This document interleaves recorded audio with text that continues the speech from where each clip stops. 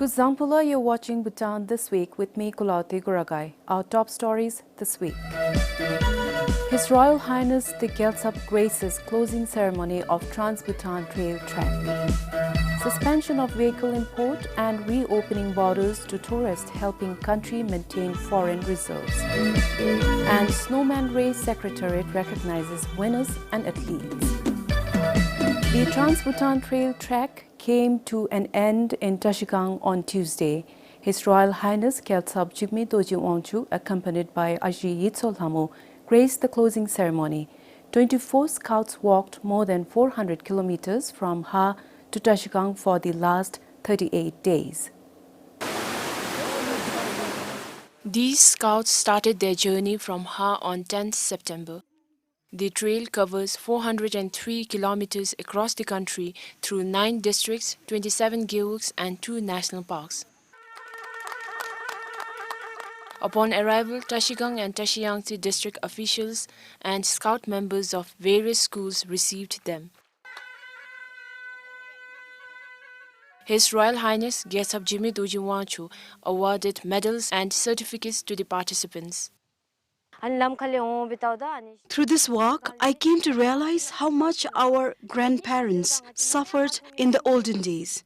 I also got the opportunity to see a lot of animals and various beautiful flowers on the way which I had only seen on television and in books. I'm happy that I got to experience all of this on the way.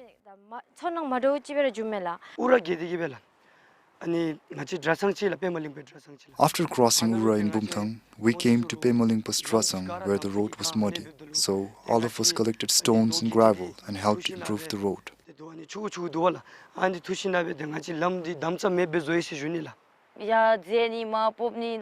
While we were walking through various mountains and valleys, we got tired and exhausted on the way. But every time we felt exhausted, we found motivation in His Majesty's wisdom. We were determined to complete the walk despite the exhaustion and hardships, and we did it. The restoration of the trail was conceived by His Majesty the King to revive and promote Bhutan's ancient trail known as the Junglam. The restoration was supported by the Bhutan Canada Foundation and its founder in partnership with the Tourism Council of Bhutan. For Sonam Targe in Tashigang, Sringzam, BBS News. Her Majesty the Queen Mother Doji Wangchu has ended the royal tour in Dagana and Tsirang.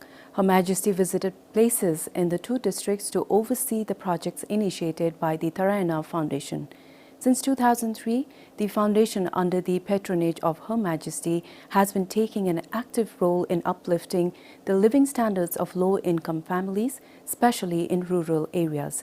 It has constructed over 2,500 houses and initiated various livelihood projects in over 500 villages across the country.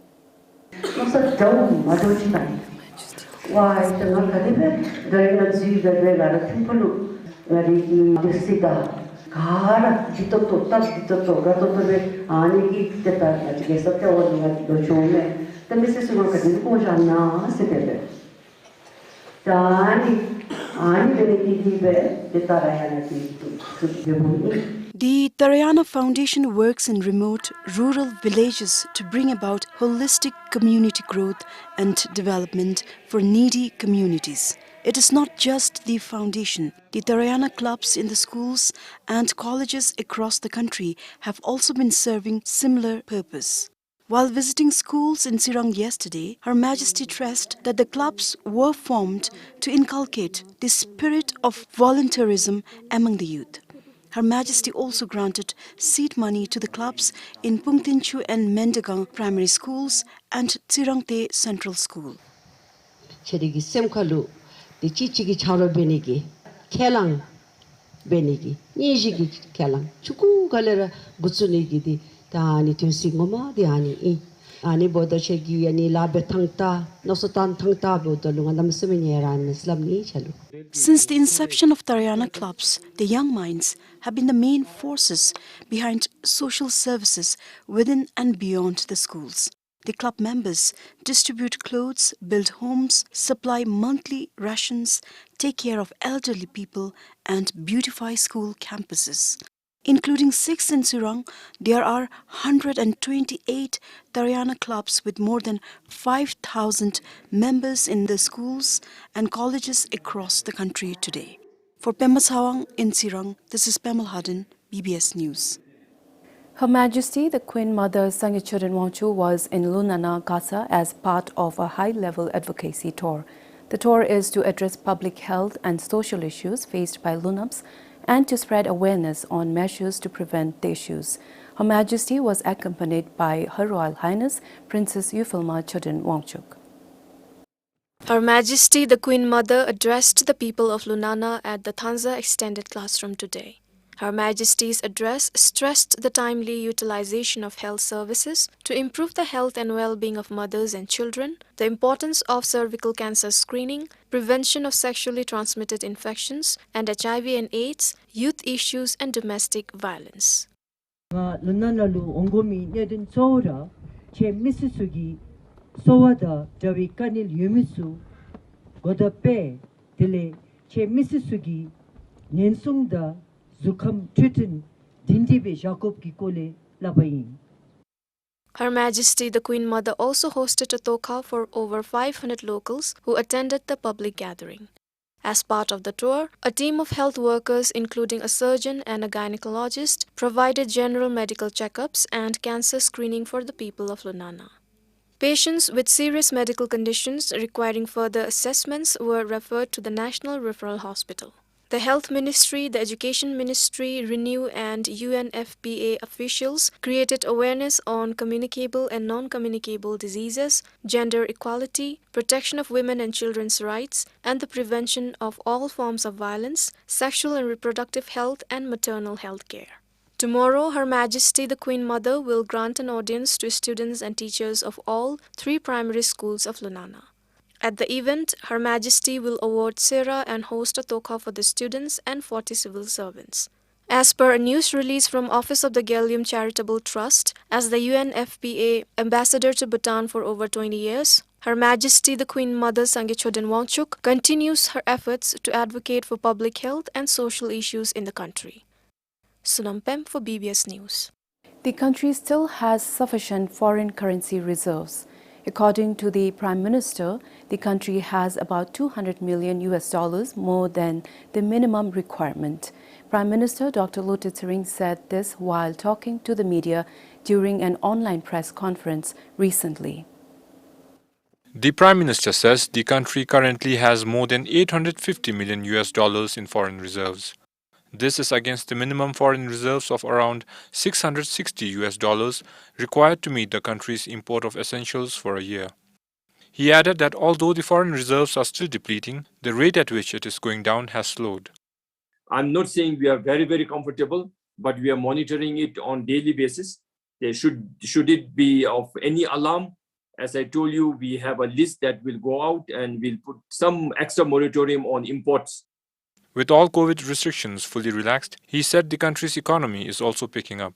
The Prime Minister said there are 3 ways to refill the foreign reserves: through international borrowings, international grants, and trade.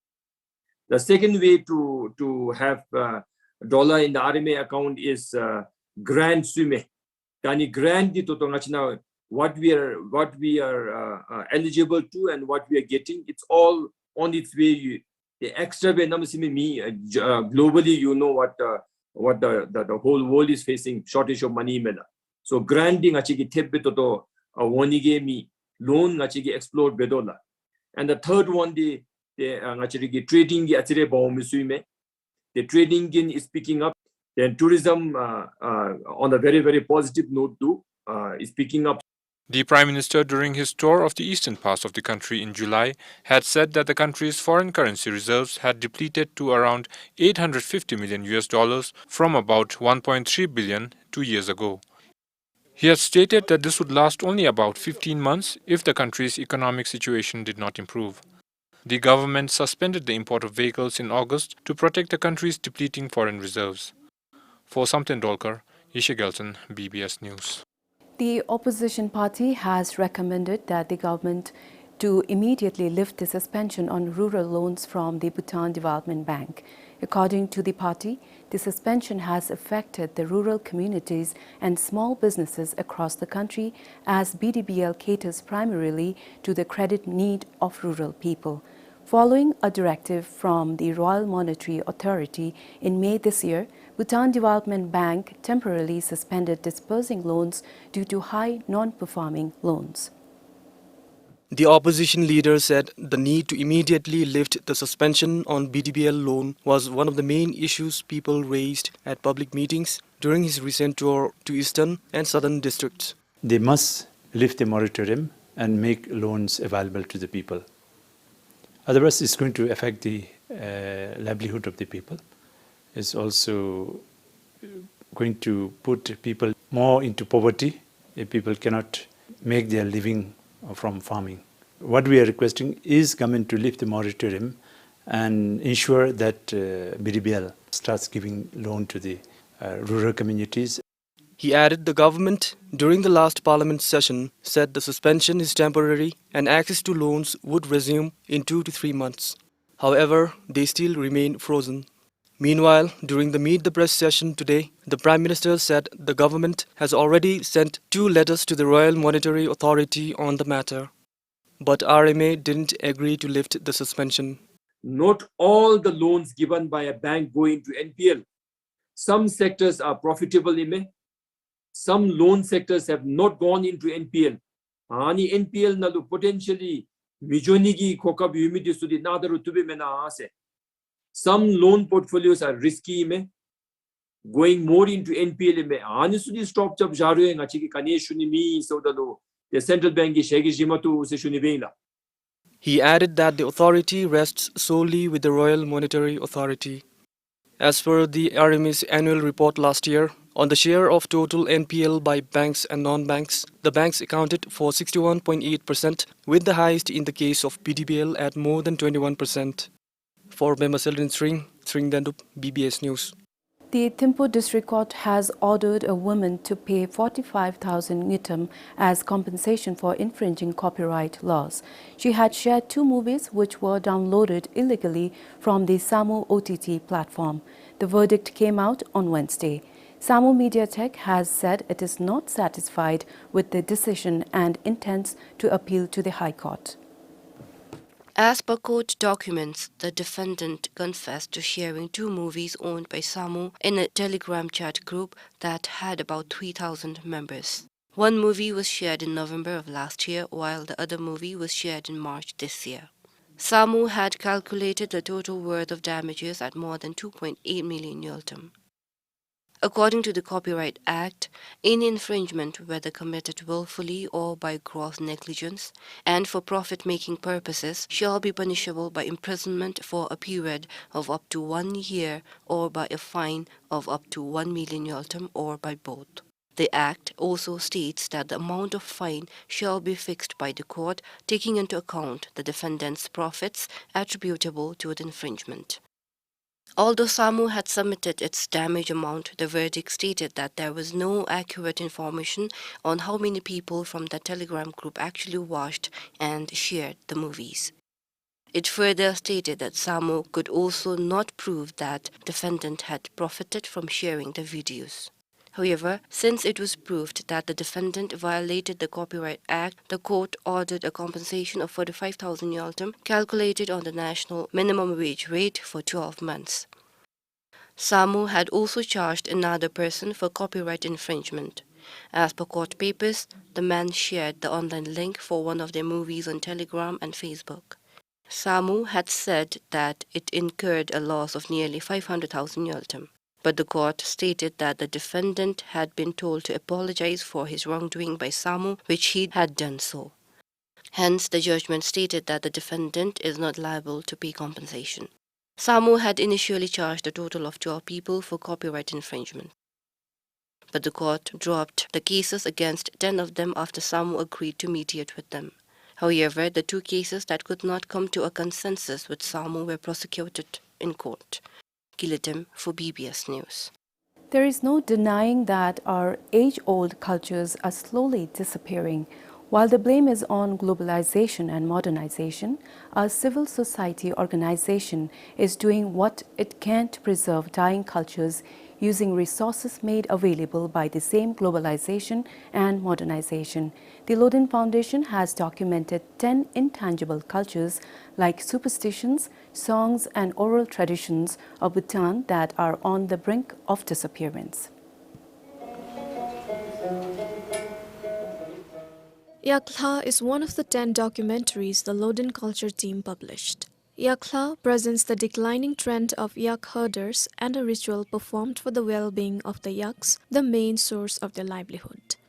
The documentary revolves around Mem Damchala, who is one of the few remaining yak herders. Because of the modernizations and globalization, so it's going to be very fragile stages. So we have to find the right national policies and to safeguard the intangible cultural heritage in the Bhutan. You have so much of the rich cultures, intangible cultural heritage exists, but I heard that the young generations is not interested. Similarly, there are many such intangible cultures in the country that are on the verge of disappearing. According to the officials of the Loden Foundation, understanding cultures help understand the differences. And if these cultures are not recorded and archived, differences will prevail, causing disharmony. The Loden Foundation made the documentaries in collaboration with the International Information and Networking Center for Intangible Cultural Heritage in the Asia-Pacific region, or ICCAP. For Kilidem, Sunampem for BBS News. Today's generation is considered to be driven by ICT, or Information and Communications Technology. Almost everyone around the world is connected to the internet, and the generation is termed the Information Age. Embracing this, the Blind Music Training Institute, a private non-profit organization in Thimphu, has introduced ICT courses for its trainees. The institute trains people who are blind in traditional music. The ICT venture of Blind Music Training Institute was launched yesterday. Kinga Doji, who is also blind, is an ICT expert and who would be training these young people. About 9 trainees will undergo the ICT training along with the music training. The trainees would be introduced to a basic computer course in the first 6 months. Kinga said he has already designed the programs for 6 months with support from experts outside the country. The basic course will be followed by advanced courses. We have to teach them differently because we cannot use the mouse and everything has to be taught with shortcut keys. We also need sound, so we have to use a screen reader. In the first course, I will teach them screen reading, basic skills development, computer essentials, word processing, spreadsheet, PowerPoint and online essentials. Computer essentials. The founder of the institute, Jimmy Namgyal, said ICT is one particular course or training the trainees always desired. He said the program would help people who are blind to live an independent life. We have started this in the institute because later on, if they go as music instructors, ICT knowledge is a must. It is important for people like us to have ICT knowledge. As the world shifts to digital, we need to have ICT knowledge to be independent. I'm happy as we will get to learn many new things. We will get a lot of knowledge. With ICT knowledge, we will be able to know what is happening around the world. It will also help us connect with others. I'm very excited as we get the ICT training program along with the music training. I feel that even if you cannot get a job with the music, we might get one with the ICT knowledge we gain. Also, with the changing times, music has to go in hand with ICT. The trainees welcomed the ICT course at the institute with cultural programs.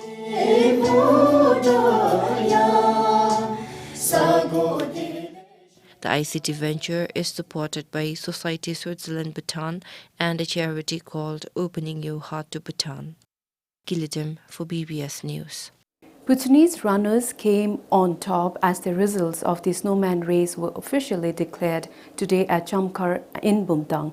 Bhutanese athletes won the top 3 positions in both the male and female categories. Kawazangpo is the overall winner, finishing the 5-day ultramarathon in less than 32 hours.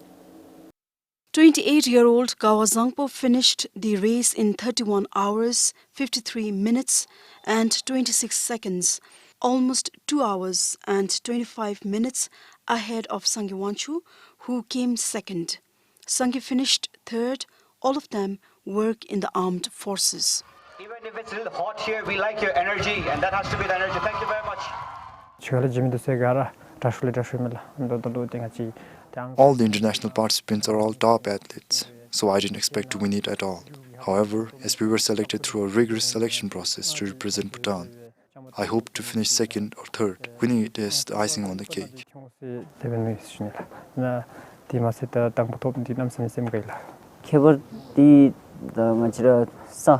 I think the elevation of the race course, coupled with very cold and windy conditions, could have made the race difficult for our international friends.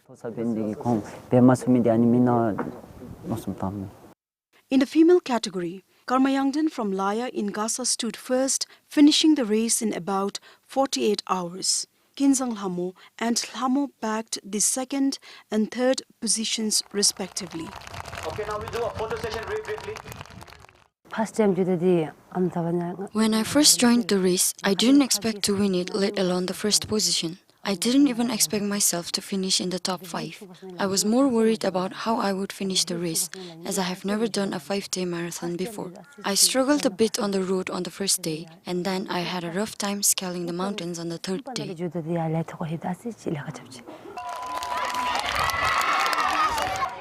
All the participants were awarded certificates. Winners in both the categories were awarded a cash prize of 200,000 Newton each. The second and third position holders were given 100,000 Newton and 50,000 Newton respectively. After the prize awarding event, the runners and dignitaries nurtured the avenue plantation along the Chamkar-Dikling bypass. We know climate change is happening and is coming in various different forms. So we must look back and say, we have done this, we can reverse this. And this is what we're doing, nourishing the trees. We're saying that sorrow to the tree. The tree is supposed to be growing to give us the fruits. That's what we need to do. We have to tell to the next generation. That's why, yeah, maybe the tree growing up, so then the next generation also more growing up. Yeah, not only for tree, but also this situation. Yeah. As the first ever Snowman Race came to an end yesterday, it saw 17 runners completing the 5-day ultra marathon at Chamkar in Bhutan. Dubbed one of the toughest races in the world, it challenged the world's fittest and most elite runners to help raise awareness on the impacts of climate change. For Kipchin Bumtang, this is Pemal Harden, BBS News. The president of the Drukgyal FC, Thukten, has been suspended from the BOB Bhutan Premier League for 12 months. The Bhutan Football Federation penalized him for involvement in physical assault during the club's match against Thimphu City FC on 18th September. Alongside one of the club's players, Doji Khandu, has been suspended 2 matches for violent conduct. The president of Drukgyal FC was handed down the suspension and a fine of 10,000 Newton for physical assault. As per the match commissioner report, Thukten entered the ground without permission when the referee of the match sent off Karma Shedrup of Thimphu City FC and Jomal Anthony Francos of Drukgyal FC in the 87th minute of the game for violent conduct. Thukten then kicked the 4th official in the right leg and attempted to kick the official again, but was stopped by one of his officials and Desups. The report states his action instigated the spectators to throw bottles at the officials and football staff on the ground, which incited violence and hatred. Moreover, he went to the referee room door and waited for the referee despite being informed repeatedly that he is not permitted to enter the room. Drughayul FC's Doji Khando was imposed a fine of 5,000 Newton and has been suspended 2 matches for violent conduct. The committee found him stepping intentionally on his opponents during the match. The committee stated there is a need for comprehensive review of protocols and systems in place to address safety arrangements of the players, officials, and spectators. For Chengadawa, this is Pemal Hardin, BBS News. That is all we have for this week. Thank you for joining us.